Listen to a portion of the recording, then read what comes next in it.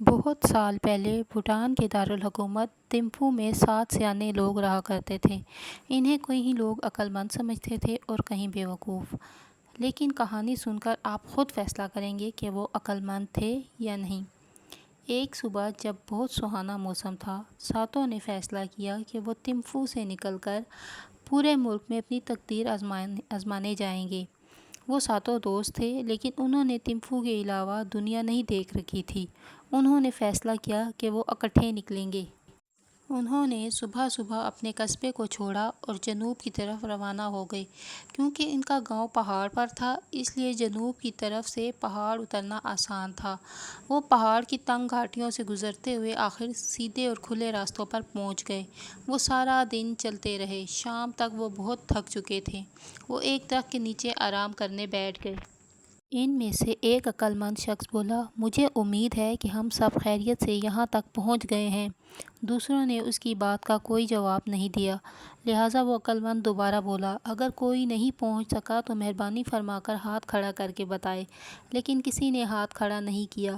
اس لیے بات کرنے والے عقل مند کو یقین ہو گیا کہ کوئی بندہ غیر حاضر نہیں، لیکن دوسرے عقل مند کو اس بات پر یقین نہ آیا۔ وہ اٹھ کر کھڑا ہو گیا اور بولا، بہتر یہی ہے کہ ہم سب گنتی کر لیں۔ پھر وہ سب کی طرف انگلی کر کے گننے لگا، 1 2 3 4 5 6۔ وہ عقل مند خود کو گننا بھول گیا اور اب وہ انتہائی پریشانی سے تھا۔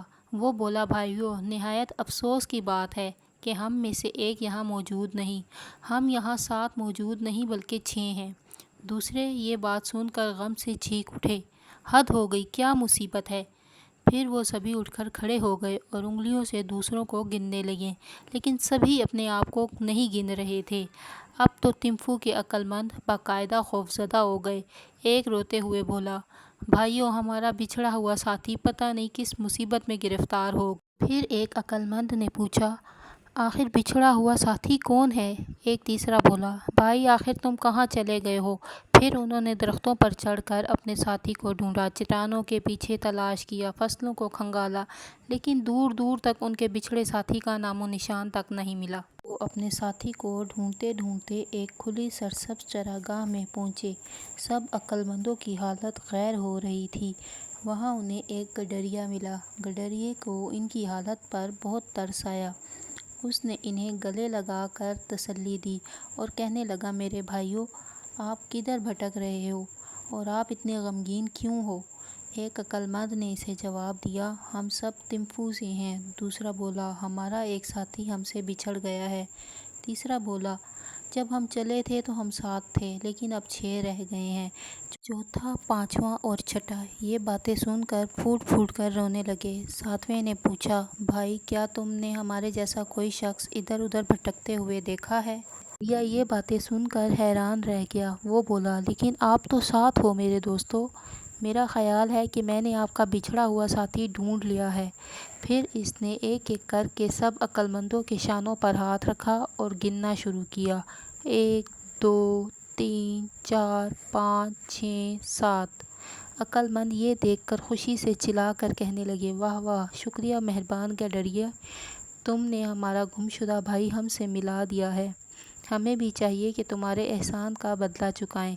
آپ نے ہماری مدد کی ہے، اب ہم اصرار کرتے ہیں کہ ہمیں 1 ماہ کے لیے تم اپنے کاموں کے لیے رکھ لو، اور وہ بھی تنخواہ کے بغیر۔ گڈریا بڑی مشکل سے اپنی ہنسی پہ قابو پا رہا تھا، لیکن اسے اپنی خوش نصیبی پر بھی رشک آ رہا تھا۔ وہ بولا، آپ بھائیوں کی مہربانی ہے، میرے بھی کام آپ کی مدد سے ہو جائیں گے، آئیے میرے ساتھ۔ گڈریا اپنی جھونپڑی کی طرف لے چلا۔ گڈریے نے اپنی بوڑھی ماں سے ان کو ملوایا، پھر اپنے گودام میں ان کو رہنے کے لیے جگہ دی۔ صبح سویرے گڈریے نے ایک عقل مند کو کہا، تم ادھر ہی رہنا اور میری ماں کا خیال رکھنا۔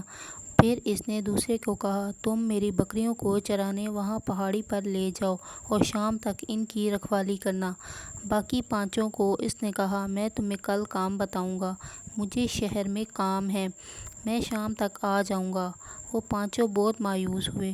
وہ ٹھنڈی سائیں بھر کر ایک جگہ بیٹھ گئے اور گڈریا روانہ ہو گیا۔ ماں کی نگرانی کرنے والے عقل مند کو احساس ہوا کہ اس کے ذمے مشکل کام ہے۔ ماں بہت بوڑھی تھی۔ عقلمند نے اس کی چارپائی ایک درخت کے سائے میں بچھا دی۔ عقلمند نے دیکھا کہ وہاں بے شمار مکھیاں بوڑھی عورت کو تنگ کر رہی ہیں۔ وہ اسے پنکھا جھلنے لگا، لیکن مکھیاں تنگ کرتی رہیں۔ وہ بوڑھی عورت پر بیٹھ گئیں۔ جتنا مرضی عقلمند نے پنکھا جھلا لیکن کوئی فرق نہیں پڑا۔ دوپہر تک عقلمند تھک گیا تھا اور مکھیوں سے تنگ آ گیا تھا۔ تب تک گڈریا بھی واپس آ گیا اور ماں کو دیکھنے آیا۔ تبھی چارپائی کے نزدیک بیٹھے عقلمند کا حوصلہ جواب دے گیا۔ اس نے ایک بڑا پتھر اٹھایا اور مکھیوں کا نشانہ لے کر بوڑھی عورت کے سر پہ دے مارا۔ جیسے ہی پتھر عورت کے لگا، وہ بیچاری چارپائی سے نیچے آ گئی۔ گدھڑیا دوڑ کر ماں کے پاس پہنچا اور گھبرا کر وویلا کرنے لگا، ارے ظالم، تم نے میری ماں کو مار دیا، اسے چارپائی سے نیچے گرا دیا ہے۔ تم نے مکھیوں کی بجائے میری ماں کو قتل کر دیا ہے۔ تم کتنے بے وقوف ہو۔ خوش قسمتی سے بوڑھی عورت کو اتنی چوٹ نہیں لگی تھی۔ گدھڑیے نے اس کے سر پر پٹی باندھی، پھر وہ اس کے سر ہاتھوں میں لے کر بیٹھ گیا اور اسے سہلانے لگا۔ ادھر دوسرے عقلمند نے بکریاں چٹان پر پہنچا دیں۔ دوپہر کو آرام کرنے اور کھانا کھانے بیٹھ گیا۔ بکریاں بھی اس کے ارد گرد بیٹھ کر ستانے لگیں۔ وقفے وقفے سے وہ عقلمند کی طرف دیکھتیں۔ عقلمند کو اس کا احساس ہو گیا۔ وہ بولا، ارے تم میری طرف منہ کیوں ہلا رہی ہو؟ میرا مذاق اڑا رہی ہو؟ میں تمہیں دیکھ لیتا ہوں۔ اس نے قریب پڑا ایک کلہاڑا اٹھایا اور اپنے سر سے بلند کیا اور بکریوں کے پیچھے دوڑ پڑا۔ بکریوں نے اسے آتے دیکھا تو جان بچانے کے لیے اسی راستے پر بھاگیں جو گھر کو جاتا تھا۔ عقلمند بھی ان کے پیچھے پیچھے تھا۔ بکریاں گدڑیے کے پاس سے بھاگتی ہوئی گودام میں گئیں اور وہاں پناہ لی۔ گدڑیے نے چلا کر کہا، ارے یہ کیا کر رہے ہو؟ کیوں میری بکریوں کو مارنے کے درپے ہو؟ میں نے تمہارا کیا بگاڑا ہے؟ بڑی مشکل سے اس نے عقلمند کے ہاتھ سے کلہاڑا چھینا۔ رات گدھڑیا نہیں سو سکا۔ وہ پریشان تھا کہ آئندہ یہ لوگ پتہ نہیں کیا گل کھلائیں گے۔ صبح ہو گئی لیکن گدھڑیا ابھی بھی کروٹیں بدل رہا تھا۔ کسی نے اس کی قمیض کھینچی۔ وہ اٹھ کر بیٹھ گیا۔ اس نے دیکھا کہ باقی 5 عقلمند اس کے پاس کھڑے تھے۔ وہ بولے، میاں اٹھو، ہمیں کام پر لگاؤ، آج ہماری باری ہے۔ گدھڑیے نے اپنی آنکھیں ملی اور سردی نہیں تھی پھر بھی وہ کانپنے لگا۔ وہ بولا، نہیں نہیں میرے بھائیو، تم نے میرے احسان کا بدلہ چکا دیا ہے، بس خدا کے واسطے یہاں سے چلے جاؤ، میں تمہیں مزید برداشت نہیں کر سکتا۔ کچھ دیر کے بعد تمفو کے 7 عقلمند روانہ ہو گئے۔ وہ دنیا میں کہیں اور قسمت آزمانے جا رہے تھے۔ مزید اچھی کہانیاں سننے کے لیے ہمارے چینل کو لائک کریں، سبسکرائب کریں اور ویڈیو کو شیئر بھی کریں۔ Thank you.